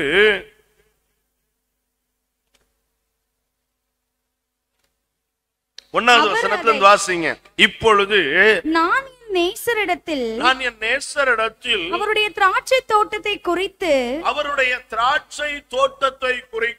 என் நேசருக்கு ஏற்ற ஒரு பாட்டை பாடுவேன். என் நேசருக்கு ஏற்ற ஒரு பாட்டை பாடுவேன். என் நேசருக்கு மகா செழிப்பான மேட்டிலே, நல்லா கவனிங்க, மகா செழிப்பான மேட்டிலே ஒரு திராட்சை தோட்டம் உண்டு. ஒரு திராட்சை தோட்டம் உண்டு. இது இஸ்ரவேலரை குறித்து சொல்றார். ஆனா இந்த இஸ்ரவேலரை குறித்து சொல்லும் போது அதையும் வசனத்திலே வாசிங்க. ஏன் நானே சொல்றேன், 7வது வசனத்தின் ஆரம்ப பகுதிகளை வாசிங்க. சேனைகளின் கர்த்தருடைய திராட்சை தோட்டம், கர்த்தருடைய திராட்சை தோட்டம், இஸ்ரவேலின் வம்சமே, இஸ்ரவேலின் வம்சமே, அவருடைய மனமகிழ்ச்சியின் நாற்று, யூதாவின் மனுஷரே. அப்ப அந்த திராட்சை செடி அப்படிங்கிறது யார்? திராட்சை தோட்டம் இஸ்ரவேல், யூதா அப்படிங்கறத வேதம் சொல்லி தருகிறது. அப்போ ஆண்டவர் சொல்லுகிறார் செழிப்பான மேட்டு. நல்லா கவனிங்க தெய்வ பிள்ளைகளே, சபை என்பது வறட்சியான மேடல்ல, இது செழிப்பான ஒரு இடம். கரங்களை உயர்த்தி நல்லா ஸ்தோத்திரம் பண்ணுங்க பார்க்கலாம். மகா செழிப்பான இடம் இது. வேதம் சொல்லுது மகா செழிப்பான மேட்டிலே ஒரு திராட்சை தோட்டம் என் நேசருக்கு இருக்கிறது. சபை என்பது செழிப்பான ஒரு மேடு, இது செழிப்பான இடம். கர்த்தர் நம்ம எங்க நாட்டி இருக்கிறார்? செழிப்பான இடத்துல நாட்டி இருக்கிறார். ஏன் செழிப்பான இடம்? இங்க நீரூற்றுகள் உண்டு. ஆமென். போன வெள்ளிக்கிழமை பார்த்தோம். ஆமென். நம்முடைய தெய்வம் பிதா, குமாரன், பரிசுத்த ஆவியானவர், அவர் எப்படி இருக்கிறார்? நீரூற்றா இருக்கிறார். ஹல்லேலூயா. நல்ல நீரூற்று. தேவன் வாக்கு பண்ணின கானான் தேசம் எப்படிப்பட்டது? மலைகளும் பள்ளத்தாக்குகளும் நீரூற்றுகளும் உள்ள தேசம் அது. ஆமென். நீரூற்றுனா எங்க இருந்தோ கடன் வாங்கி தண்ணி கொடுக்கிறது இல்ல, நீரூற்றுகள் தன் தண்ணீரை சுரக்கும். ஆமென். எனக்கு ஒரு நீரூற்று, வற்றாத நீரூற்று, அவர் என் தேவன். ஆமென். அந்த தேவன் வாசம் பண்ணுகிற இடம் அது சபை. இந்த சபைய இயேசு கிறிஸ்து தன்னுடைய சொந்த இரத்தத்தினால விலைக்கிரயம் கொடுத்து வாங்கினா, தன் இரத்தத்தினால சம்பாதிச்ச சபை. ஆமென். இது வேற யாருடையதும் அல்ல, இயேசு கிறிஸ்துவினுடைய சம்பத்து, அவருடைய சம்பாத்தியம். அது செழிப்பான இடம், அங்க நீரூற்றுகள் உண்டு. சோதரம் சோதரம் வேதம் சொல்லுது, அதன் நடுவில் தேவன் இருக்கிறார். அது அசையாது. இது அசையாத தோட்டம். அல்லேலூயா சொல்லுங்க. ஆமென். அங்கே சுற்றிலும் நீர்க்கால்கள் உண்டு. ஆமென், சோத்திரம். அது சந்தோஷிப்பிக்கும். அல்லேலூயா சொல்லுங்க. அதான் இது நீரூற்றுள்ள இடம், இது நீர்க்கால்கள் உள்ள இடம், இது தேவன் தங்குகிற இடம், இது செழிப்பான ஒரு மேடு சபை. அந்த செழிப்பான இடத்துல தான் நம்மை நல்ல கனி கொடுக்கிற. நல்ல கவனிங்க. அதனால தான் கர்த்தர் சொல்றார், இந்த இடத்துல தான் பிரச்சனை இல்லையேப்பா, இதுல நான் கல் பிறக்கிறேன், இதெல்லாம் செய்திருக்கிறேன், இங்க நீர்க்கால நானே இருக்கிறேன், ஜீவ தண்ணீரா நாமே நானே இருக்கிறேங்க, இங்க நல்ல நாம இது செழிப்பான மேடு, இங்க தான் ஒன்ன கொண்டு நல்ல கனிதர திராட்சை செடியா நட்டு இருக்கிறேன், அண்டு உயர்குல திராட்சை செடியா உன்னை நட்டு இருக்கிறேன். அந்த இரண்டாவது வசனத்தை வாசிக்கிறப்போ ஆண்டவர் என்ன சொல்லுகிறார்? அவர் அதை வேலி அடைத்து. வேலினா என்ன? உபதேசம். ஆமென். ஒரு அல்லேலூயா சொல்லுங்க பார்க்கலாம். உபதேசம். உபதேசம் இல்லாத வாழ்க்கை, பாதுகாப்பு இல்லாத வாழ்க்கை. இன்னைக்கு கிறிஸ்தவர்கள் அநேகருக்கு உபதேசம் தேவையில்லை, வசனம் தேவையில்லை. ஆமென். கிறிஸ்தவ சபைக்கு உபதேசத்தை கர்த்தர் வேலியா வச்சிருக்கிறார். வேலி வேலி வேலி.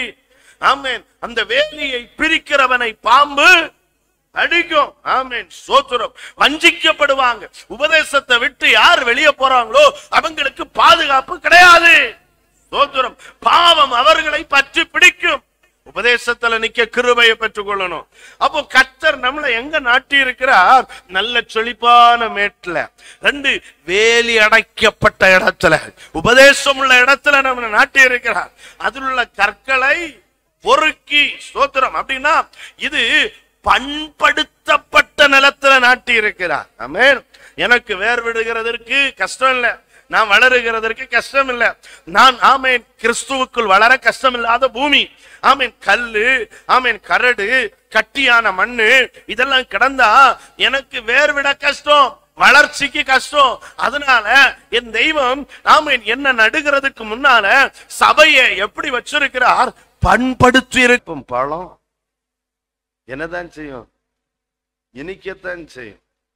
இனிக்குமா இருக்காதா? எத்தனை பேர் சாப்பிட்டுருக்கீங்க? இன்னைக்கு உள்ளவங்க எல்லாம் சாப்பிட்டுருக்க மாட்டாங்க இல்லையா? ஆமா. அந்த பழத்துக்காகவே ஓடி ஓடி போட்டி போட்டு எடுத்து சாப்பிடுறது, பறிச்சு சாப்பிடுறது. அந்த டேஸ்ட் எவ்வளவு நல்லா இருக்கும். அப்ப வேப்பம் பழம், வேப்பு கசக்கும், ஆனால் அந்த காய் கசத்தாலும் அது பழுத்த பிறகு என்ன செய்யும்? நம்மிடத்துல கர்த்தர் எதிர்பார்க்கிறது மதுரமான கனி. ஆனா நாம கொடுத்ததோ கசப்பு. கசப்பு. அது கசப்பு எப்படி? 7வது வசனத்தை வாசிங்க. சேனைகளின் கர்த்தருடைய திராட்சை தோட்டம் இஸ்ரவேல் வம்சமே, இஸ்ரவேல் வம்சமே, அவருடைய மனமகிழ்ச்சியின் நாற்று யூதாவின் மனுஷரே, அவர்கள் நியாயத்திற்கு காத்திருந்தார், இதோ கொடுமை நீதிக்கு காத்திருந்தார், இதோ முறைப்பாடு. கவனிங்க. அவர் எதுக்கு காத்திருந்தாரா? நியாயத்துக்கு. நல்ல கனி. அந்த கனியை குறிச்சு இங்க சொல்றார். எல்லாத்தையும் பேச எனக்கு நேரம் இல்லை, இந்த ரெண்டையும் சொல்லி நான் ஜெபிக்கிறேன். ஒன்று, நியாயம் என்கிற நல்ல கனிக்கு காத்திருந்தான். ஆமென். பக்கத்துல கை கொடுத்து சொல்லுங்க, நியாயமா வாழ கத்துக்கிடுங்க, நியாயமா பேச கத்துக்கிடுங்க, நியாயமா உறவாட கத்துக்கிடுங்க. எல்லாத்துலயும் நியாயம் வேணும். ஆமென். எல்லாத்துலயும் நியாயமா ஆராதிக்கணும். நன்மை இல்லையா? நியாயமா எல்லாத்துலயும் என்ன இருக்கணும்? அவ்வளத்துலயே முடிச்சுக்கிறேன். நியாயம். அதுக்கு மேல சொல்ல ஒண்ணும் இல்லை. பேச்சுல நியாயம் இருக்கணும். ஆமென். நம்மளை மறந்து மெய் மறந்து பேசக்கூடாது, நியாயமா பேசணும். ஆமாம். இயேசு கிறிஸ்து நியாயமாய் பேசுகிறவர். அவருக்கு ஒரு பேர், நியாயமாய் பேசுகிறவர். அப்ப நானும் எப்படிதான் பேசணும்? நியாயமா பேசணும், நியாயமா நடந்துகிடணும், நியாயமா வாழணும். நியாயமா எல்லாத்துலயும் நியாயத்தை கர்த்தர் காத்திருக்கிறார். ரட்சிக்கப்பட்ட தேவ பிள்ளைகளிடத்துல இருக்க வேண்டியது நியாயம். நியாயம்தான் சிங்காசனத்தின் ஆதாரம். உங்க வாழ்க்கையில நியாயம் இருக்கும்னா அவர் சிங்காசனம் உங்க வாழ்க்கையில இருக்கும். அவ்வளவுதான். வேற ஆசீர்வாதமே தேவையில்லை. அவர் இருப்பார். அவ்வளவுதான். நியாயம் இருக்கணும். குடும்ப உறவுகள்ல நியாயம் இருக்கணும். ஆமென். பிள்ளைகளுக்கு மத்தியில நியாயம் இருக்கணும். பெற்றோர் பிள்ளைகளுக்கு இடையில நியாயம் இருக்கணும். நியாயம் நியாயம். சபை வாழ்க்கையில நியாயம் இருக்கணும். நியாயமா செயல்படணும். கர்த்தருக்கு ஸ்தோத்திரம். ஆராதனையில நியாயம் இருக்கணும், கர்த்தருக்கு கொடுக்கறதுல நியாயம் இருக்கணும், ஜெபிக்கிறதுல உபவாசிக்கிறதுல நியாயம் இருக்கணும். நியாயத்துக்காக காத்திருந்தா. ஆனா ரெண்டாவது எதுக்கு காத்திருந்தாரா? நீதிக்கு காத்திருந்தார். எதுக்கு காத்திருந்தார்? நீதி. ஆமென். ஆண்டவர் அன்னைக்கு அவங்க கிட்ட எதிர்பார்த்த 2 கனி, நல்ல கனி, நியாயமும் நீதியும். ஆமென். ஆனா ஆண்டவருடைய வருத்தம் தெரியுமா? இந்த 2ம் உன்கிட்ட கிடைக்கல எனக்கு.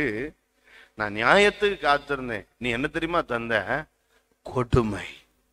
ஆண்டவருக்கே கொடுமைன்னா மனுஷனுக்கு என்ன இருக்கும்? என்ன கொடுத்தாங்களா? கொடுமை. கொடுமைன்னா என்ன தெரியுமா? ஒரு ஆளுக்கு அநியாயம் செய்துட்டேன், அந்த அநியாயத்துக்கு திருப்ப அநியாயம் செய்யறதுக்கு பேர் தான் கொடுமை.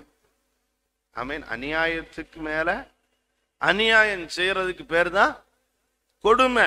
ஆமென். வேதத்துல நிறைய உதாரணங்கள் எடுக்கலாம், வேண்டாம் இப்போ நான் அதுக்கு போனா டைம் ஆயிரும். ஆமென். அநியாயத்துக்கு மேல் அநியாயம் செய்வது கொடுமை. ஆமென்.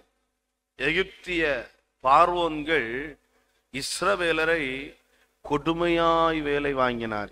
எப்படின்னா அவங்க இந்த தேசத்தின் கெஸ்ட், அவங்கள வேலை வாங்குறதே அநியாயம். அது ஒரு அநியாயமா? அந்த அநியாயத்துக்கு அடுத்த அநியாயம் என்ன தெரியுமா? ஆமென். சம்பளம் கொடுக்காம வேலை வாங்கினது. ஆமென். சம்பளமே கொடுக்காம வேலை வாங்கினது, அதுக்கு பேரு கொடுமை. ஆமென். ஸ்தோத்திரம். கொடுக்க வேண்டிய கூலிகள் கொடுக்க வேண்டியவர்களுக்கு என்ன செய்திடணும்? கொடுக்கணும். கர்த்தருக்கு ஸ்தோத்திரம். அது நியாயம். அது ஆமீன் கொடுமை. அப்படி நடந்திருக்குது. கொடுமை. துன்மார்க்கனின் இரக்கம் கூட எதுவாத்தான் இருக்குமா? கொடுமையாத்தான் இருக்கும். துன்மார்க்கனின் இரக்கம். ஆமே. சில நேரம் துன்மார்க்கன் இறங்குவான்னு சந்தோஷப்படுவோம், பிறகுதான் தெரியும் அவன் என் கழுத்தை என்ன செய்ய போறான்? பிடிக்க போறான், என் உயிரே எடுக்க போறான் அவன் அப்படின்ட்டு. ரொம்ப கவனமா இருக்கணும். கர்த்தருக்கு ஸ்தோத்திரம்.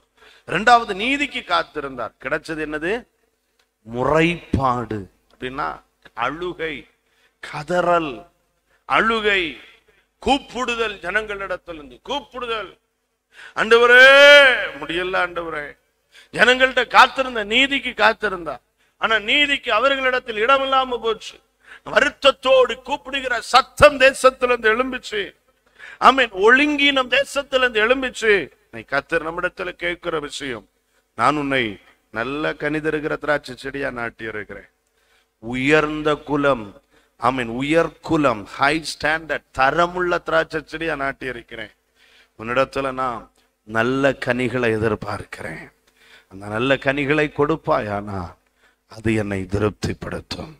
எத்தனை பேர் நல்ல கனி கொடுக்கிற வாழ்க்கை வாழணும்னு விரும்புறீங்க? அப்படியே கர்த்தர் சமூகத்துல முழங்கால் படியிடலாமா? ஆமென். ஸ்தோத்திரம், ஸ்தோத்திரம், ஸ்தோத்திரம். எல்லாரும் ஆமென். முழங்கால் படியிட்டு, ஆண்டவரே என் வாழ்க்கையில ஒரு நல்ல கனி கொடுக்கிற வாழ்க்கை வாழ கிருபை தாங்கப்பா. கேளுங்க, கேளுங்க, எல்லாரும் கேளுங்க ஆண்டவரிடத்துல. நல்ல கனி, நல்ல கனி, நல்ல கனி. ஸ்தோத்திரம், ஸ்தோத்திரம், ஸ்தோத்திரம், ஸ்தோத்திரம். நன்றி, நன்றி, நன்றி ஆவியானவரே. ஆமென். ஒருவன் எண்ணில் நிலைத்திராவிட்டால் வெளியே எரியுண்ட கொடியை போல அவன் எரியுண்டு உலர்ந்து போவான். அப்படிப்பட்டவைகளை சேர்த்து அக்னியிலே போடுகிறார்கள், அவைகள் எரிந்து போம், எரிந்து போம். ஆமென். ஏன் அவர்ல நிலனி காட்டா? ஆமென், ஆமென். எரிக்கிறார், வெட்டி போட்டு எரிக்கிறார். ஏன் தெரியுமா? ஆமென்.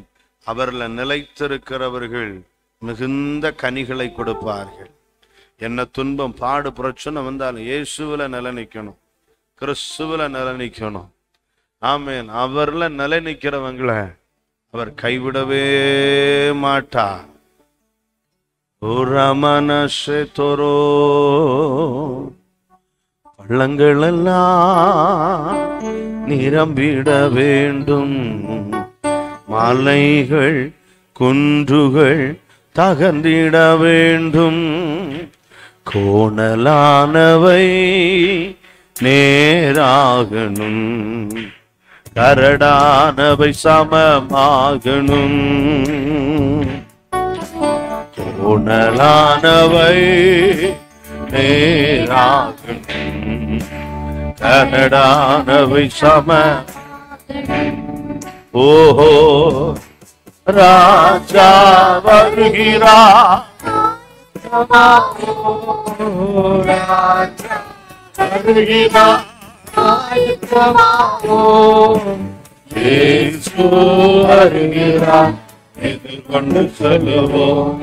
நம்ம இயேசு வருகிறார், எதிர்கொண்டு செல்லுவோம். நல்ல கனிகொடா மரங்களெல்லாம் வெட்டுண்டு அக்கினியில் போடப்படும். நல்ல கனிகொடா ஓ மரங்களெல்லாம் வெட்டுண்டு அக்கினியில் போடப்படும். ராஜா வருகிறார், ஆயத்தமாவோம். ராஜா வருகிறார், ஆயத்தமாவோம்.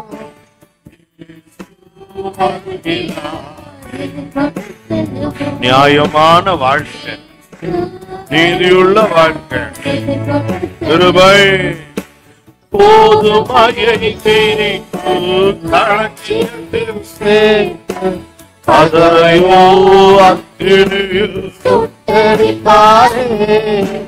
போதுமாயை அதை களஞ்சியத்தில் சேர்த்து அதரையோ அக்கினியில் சுட்டெரித்தாரே. ராஜா வருகிறார்,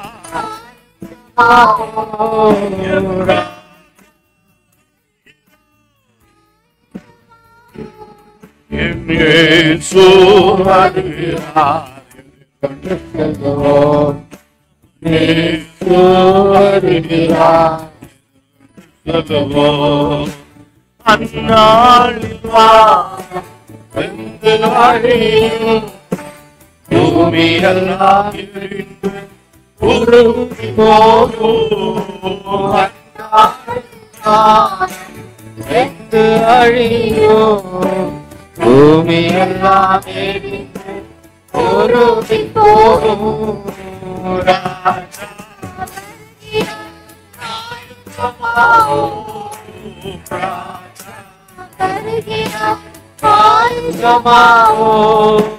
இயேசு வருகிறார், எதிர்கொண்டு செல்லுவோம்.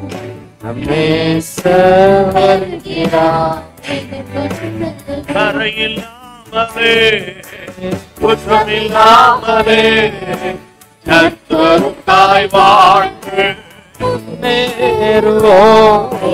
கரையில்லாமலே குற்றமில்லாமலே கர்த்தருக்காய் வாழ்ந்து முன்னேறுவோம்.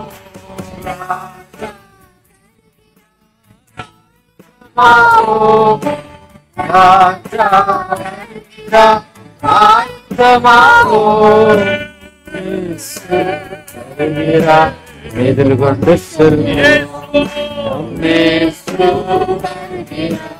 ராஜா வருகிறார், ராஜா வருகிறார், ராஜா வருகிறார், ஆயத்தமாவோம். இயேசு வருகிறார், எதிர்கொண்டு செல்வோம். இயேசு வருகிறார், இயேசு இயேசு எதிர்கொண்டு செல்லுவோம். இந்த ராஜாவின் வருகையில சேர்த்து கொள்ளப்படுகிறதற்கு காரணமா நியாயமா நீதியா வாழ, இயேசுவில நிலைநின்று வாழ ஒரு தெய்வீக கிருபை இந்த மத்தியான வேளையில ஆலயத்தின் நடுவில தெய்வம் பொழிந்தருளுகிறார், அப்பா பொழிந்தருளுகிறார். ஆமென், ஆமென், ஆமென், ஆமென். தேவ கிருபையை பெற்றுக் கொள்ளுவோமா? தேவ கிருபையை சுதந்தரிப்போமா? நல்ல கனி கொடுக்க நியாயமா நீதியா பரிசுத்தமா வாழ கிருபை கிருபை கிருபை கிருபை தேவ கிருபை அவரின் நிலை நிற்க கிருபை. பரிசுத்த பிதாவே உமக்கு ஸ்தோத்திரம். தொடர்ந்தும் மகிமையின் பிரசன்னத்துக்குள் எங்களை தருகிறோம். எங்க கூட பேசுனீங்கப்பா, எங்களை நாட்டுனது நீங்க. நல்ல கனி கொடுக்கிற திராட்சை செடியா நாட்டி இருக்கீங்க. ஆமென். உயர்குல திராட்சை செடியா நாட்டி இருக்கிறீங்க. அப்படின்னா நாங்க நடப்பட்ட இடத்துலயும் பிரச்சனை இல்லை, நட்டவர்கிட்டையும் பிரச்சனை இல்லை. ஆமீன். ஆனா இடையில நாங்க ஏதோ வழி தவறி மாறி இருக்கிறோம். எங்க மேல ஒரு விசை கூட கிருபையை பொழிந்துருளுங்கப்பா. நாங்க நல்ல கனி கொடுக்க ஆமீன் கிருபையை தாங்க. நியாயமா நீதியா உமக்கு முன்பாக வாழ எங்களை அர்ப்பணிக்கிறோம். இந்த வாழ்க்கை கிறிஸ்துவில் நிலை நின்றால் மட்டுமே சாத்தியம். அதை எங்களுக்கு தந்திருக்கிறதற்காக ஸ்தோத்திரம். எங்களை பற்றி பிடிக்கிறோம், தாழ்த்தி தருகிறோம், மகிமைப்படும். எங்கள் திருச்சபையா நல்ல கனி கொடுக்கிற உயர்குல திராட்சை செடியா இருக்க கர்த்தர்களை பிளஸ் பண்ணியிருக்கிறீங்க. கிருபைக்குள் தருகிறோம். சமாதானத்தோட அனுப்புங்க. இயேசுவின் மூலம் ஜெபிக்கிறோம். ஜெபம் கேளும் நல்ல பிதாவே.